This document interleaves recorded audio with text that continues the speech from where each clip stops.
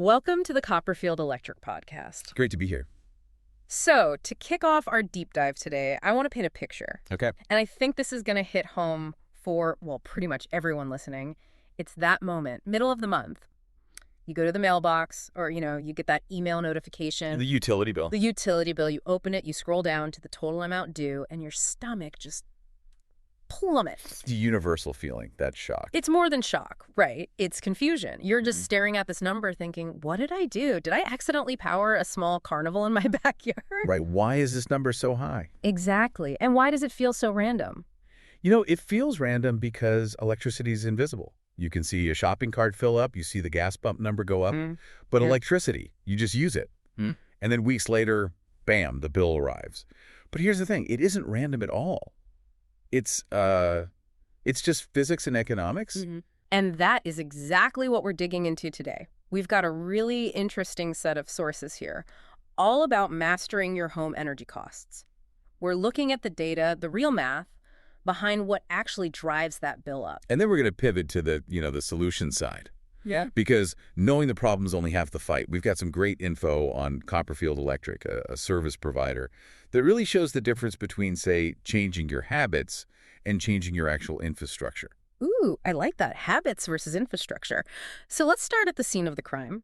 I think most of us have this vague idea of what uses power. I'm always following my kids around, turning off lights, thinking I'm saving the planet. Right. But looking at the actual data, am I just rearranging deck chairs on the Titanic? I mean, not quite, but you are definitely focusing on the small potatoes. If you really want to make a dent in that bill, you have to go after the big energy vampires. And every report we looked at agrees. There is one undisputed heavyweight champion. Okay, lay it on me. Who's the number one culprit? It's your HVAC system. HVAC. Heating, ventilation, and air conditioning. Whether it's an AC, a heat pump, an electric furnace, that one system can be almost half of your home's total energy bill. Half? That's insane. It's just moving air, isn't it? Well, see, that's the thing. It's not just moving air, it's moving heat. And thermodynamically, moving heat against its natural flow, like pulling heat out of your house on a hot day, that takes an incredible amount of energy. Yeah. You're literally fighting physics. Okay, fighting physics. But why does my bill swing so wildly from month to month? Is it really all about where I set the thermostat? That's the biggest driver, yes. It's all about the difference between the temperature outside and what you want inside. And the data shows that for every degree you set your AC colder in the summer, the energy use doesn't just go up a little, it spikes. So keeping the house at 68 when it's, say, 90 outside is way more expensive than keeping it at 72. Oh, drastically so. But here's where it gets really interesting, where you can actually do something about it. It isn't just the setting. The reports are really clear about this. Dirty air filters are a massive silent cost.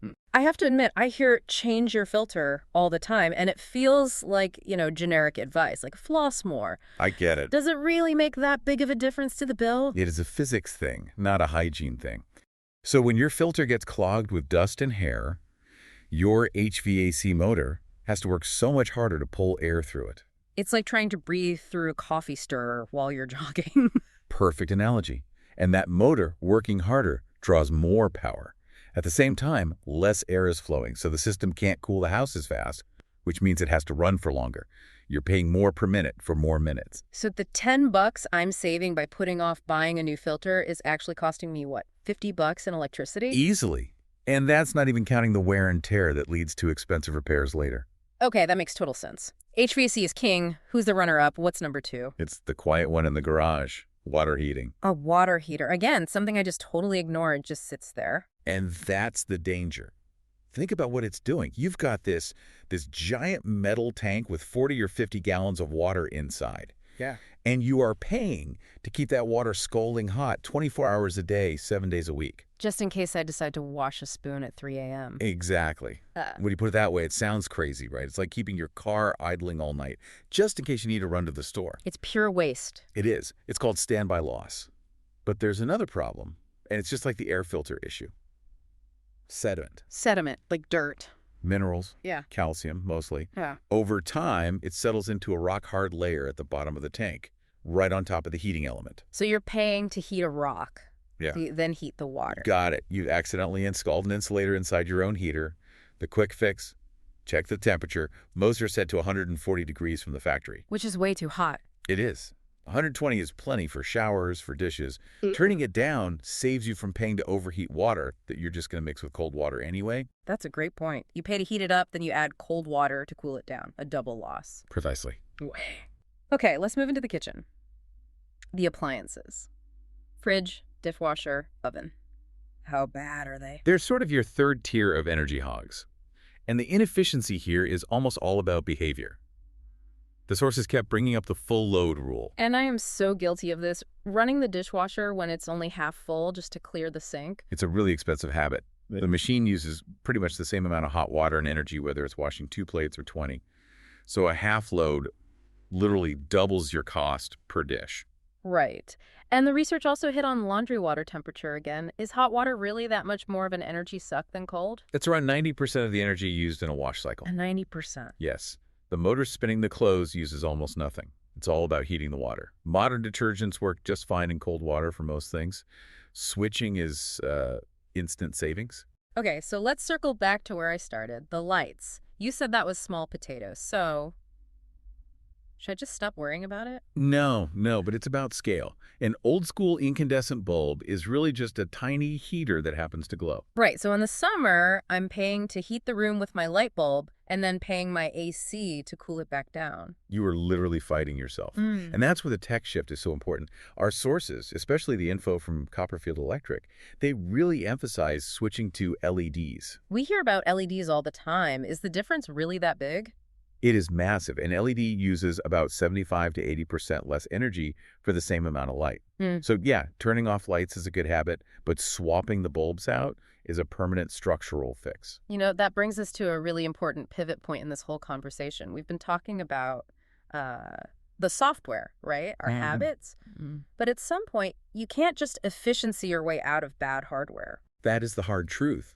You can be the most careful person in the world, but if the bones of your house, the wiring, the panel are old, you're leaking money and maybe even risking your safety. And this is where we need to talk more about Copperfield Electric, because reading through their info, it's clear there's a huge difference between a handyman and a licensed electrical contractor. Oh, absolutely. Yeah. We're talking about a family-owned business, not some big franchise.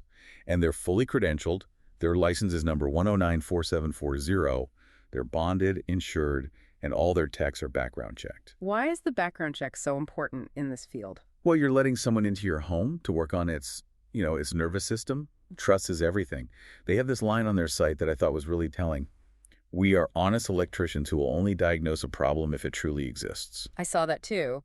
And it implies that, well, some electricians might diagnose problems that don't exist. It's an unfortunate reality. The upsell, oh, this whole room needs to be rewired, when it's really just a loose connection. Copperfield's philosophy seems to be about troubleshooting first. Find the real problem. And for our listeners, let's talk location. They're based in Tustin, California, right? That's right, 1581 Copperfield Drive in Tustin. But they serve that whole Orange County area, Irvine, Anaheim, Santa Ana, Costa Mesa, all the way down to Newport and Laguna Beach. So if you're in Southern California, they're a local option. I want to go back to the hardware. A big service they offer is electrical panel upgrades. Why would someone need that? I mean, if my lights turn on, isn't my panel working fine? Not always. Your panel is like the heart of your home's electrical system. And a lot of homes in that area were built in the 60s or 70s. Back when we didn't have 3 giant TVs, a gaming PC, and an electric car. Exactly. You're trying to push a 21st century electrical load through a 20th century system. And that creates resistance. Resistance creates heat. And heat is wasted energy that you pay for that also happens to be a major fire hazard. So upgrading the panel isn't just about safety, it's also an efficiency move. It's removing the bottleneck. Yeah. And speaking of new loads, they specialize in EV charger installation. This is a huge one. People buy an electric car and think they can just plug it into a regular garage outlet. And you can't. You can, but it'll take forever.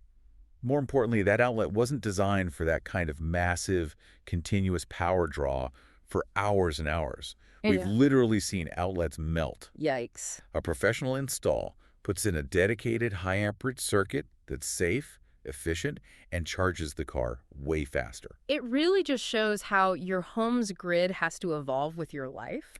It does. They also do new construction, especially for ADUs, the accessory dwelling units. Granny flats. Yeah, those are everywhere in California now. Right. And you can't just run an extension cord out there. It's a second home. You need a pro to do the load calculations right. Otherwise, you're going to be tripping breakers in the main house constantly. There's one more thing about their service that I think is really important. Electrical problems, they never happen at a convenient time. It's the law of the universe, right? It's always 11:30 p.m. on a Saturday, and you can't just put some duct tape on a sparking breaker. Please, please do not put duct tape on a breaker. Right. And that's why Copperfield offers 24/7 emergency service.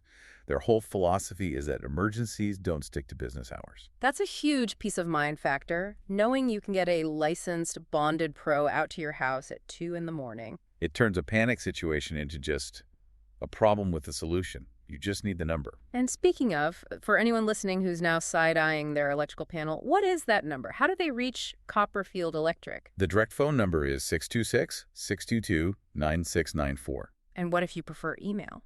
The email is copperfieldltrc@gmail.com.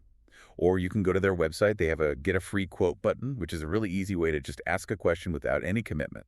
Okay, that number one more time is 626-622-9694. So really, what we've built here today is a two-part strategy. It's a pincer movement on your electric bill. On one side, you've got your behavior. You're changing the filters. You're washing in cold. You're only running full loads. The software. The software. That attacks the variable costs. And on the other side, you bring in the heavy hitters like Copperfield Electric to fix the hardware. So a new panel, LED lighting, a proper EV charger. Right. You upgrade the infrastructure. When your infrastructure is solid, all your good habits pay off even more. If your infrastructure is broken, your good habits are just damage control.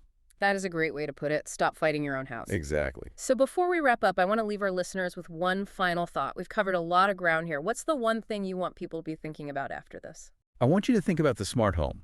We have smart speakers, smart fridges, all these gadgets. But we never think about the nervous system that powers it all. As we add more and more 21st century tech to our lives, ask yourself this. Is my electrical panel, that gray box in the garage, actually capable of handling it all efficiently? Or is it the invisible bottleneck that's costing me money and risking my safety every single day? Is your house as smart as the things you put inside it? That's a great question. Thank you so much for breaking all this down. My pleasure. And thank you for listening to the Copperfield Electric Podcast. We'll catch you on the next Deep Dive.